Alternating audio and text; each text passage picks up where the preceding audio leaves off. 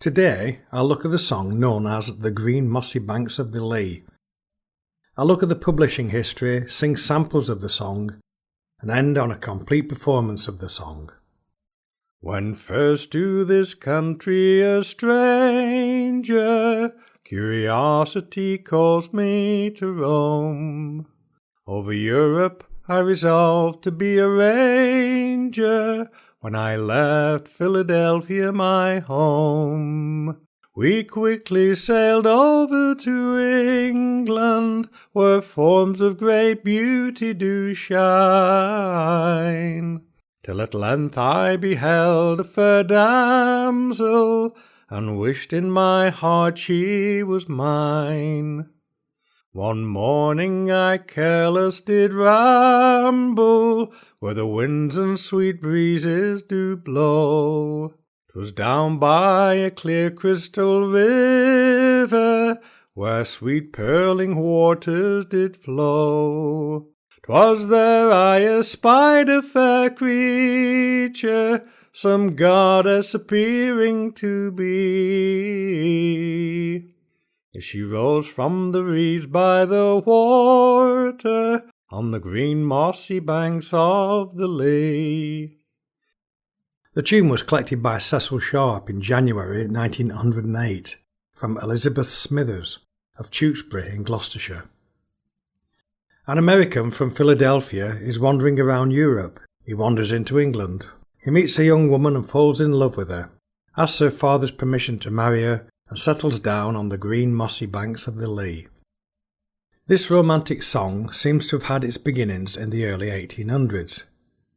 It possibly originated from the pleasure gardens, where similar romantic songs had their start, and became absorbed into the repertoires of singers both in the city and the rural communities. The song had a wide regular printing which can be traced back to the 1820s. The earliest versions of the song were printed on broadside street literature and street song sheets. Most of the tunes for Green Mossy Banks of the Lee collected in England and Ireland have their roots in the Irish tune Pretty Girl Milking Her Cow. It's thought to have been written by Thomas Moore, but it might have already been in existence before his time. This tune gives rise to the song being thought of as having an Irish origin. The use of common memorable tunes does not necessarily mean that the texts have the same origin. Both the street ballad singers and the singers in the pleasure gardens drew on popular tunes to sell their products. If the audience were familiar with the tune, it was easier to put across a new song or ballad. I waited till up came her father, I plucked up my spirits once more, saying, kind sir, if this be your daughter, she's a beautiful girl I adore. 5,000 a year is my portion, your daughter a lady shall be. She'll ride in a chariot and horses, on the green mossy banks of the Lee. Then they welcomed me home to their cottage, soon after in wedlock we joined, and there I entered a castle, with grandeur and splendour did shine. So now the American stranger all pleasure and pastime doth see, with adorable gentle Matilda, on the green mossy banks of the Lee. The tune was collected by George Butterworth in May 1908 from Mr. Lockley of Urkel in Shropshire. It was collected in East Anglia and the south of England by regular collectors of the early Folksong Society. It has a fairly widespread distribution through England and Ireland and is known in North America. The words of the collected versions of this song remain fairly constant, showing that the singers relied on broadside printings for the words. The Irish versions, which were collected later than the initial broadside printings, often have the young man leaving Ireland to Rome, or landing in Ireland where he finds his future wife. There are two other songs that are sometimes associated with the green mossy banks of the Lee. One is named Mary of the Banks of the Lee, which has an Irish origin. The setting is in Ireland, and the true love's name is Mary, who dies during the song, and it ends with her lover leaving roses on her grave.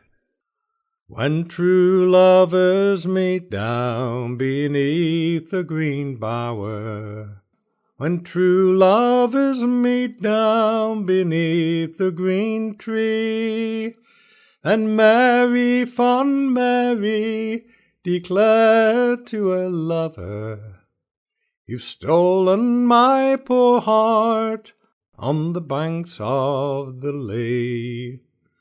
I loved her dearly, true and sincerely. There is no girl in this wide world I love more than she. Every bush, every bower, every blooming Irish flower reminds me of my Mary on the banks of the Lea. This can only be traced back to the mid-20th century.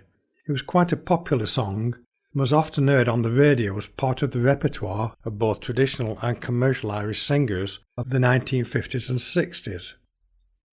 The other song is The American Stranger. It sometimes opens with the phrase, "When first to this country a stranger," as does some versions of the green mossy banks of the Lea.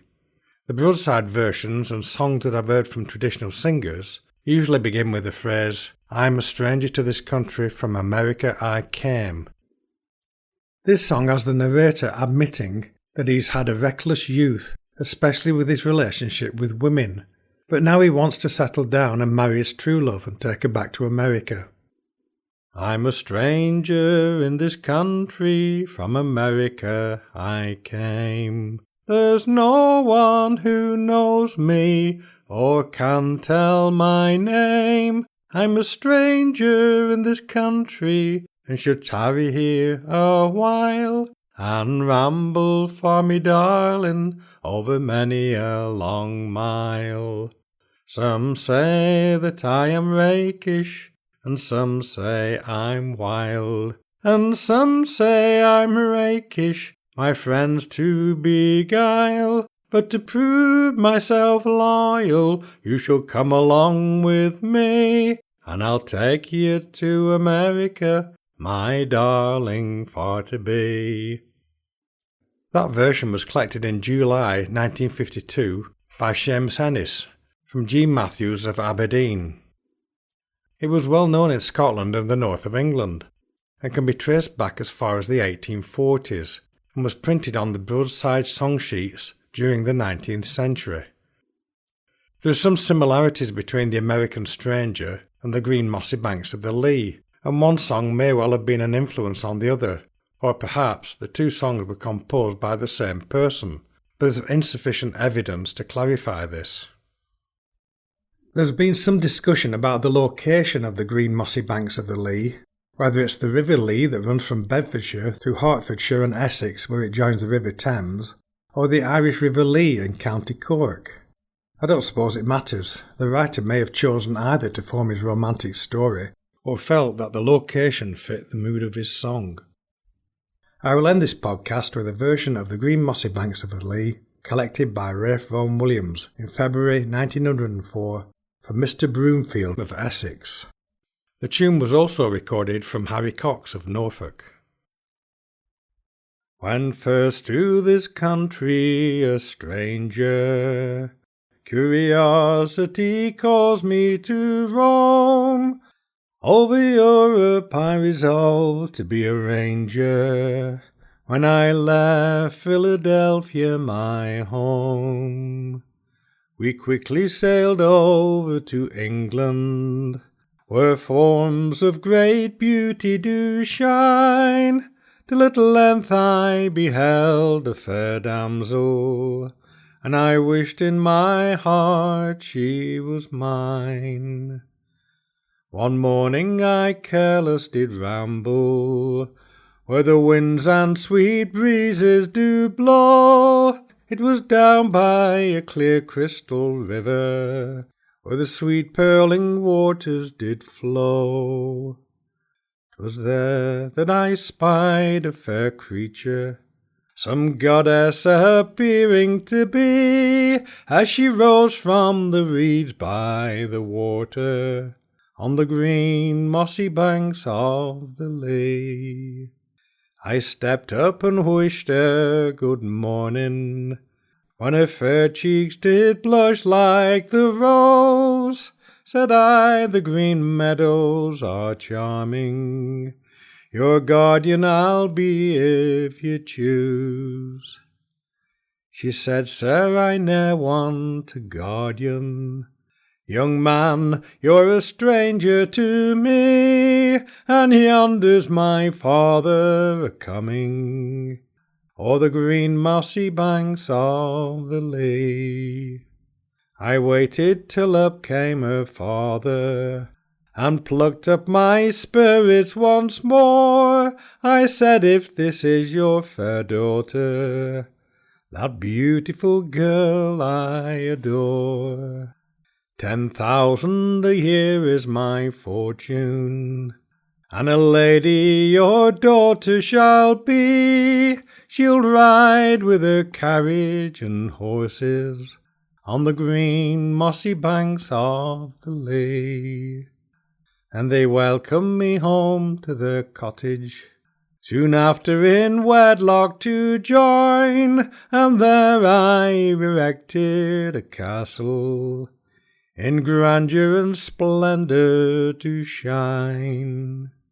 And now the American stranger all pleasure and pastimes can see, with adorable gentle Matilda, on the green mossy banks of the lea. So it's all you pretty maidens, attention, no matter how poor you may be, there's many a poor girl as handsome as those with a large property. By flattery let no one deceive you, who knows but your fortune may be like that young and gentle Matilda, on the green mossy banks of the lea.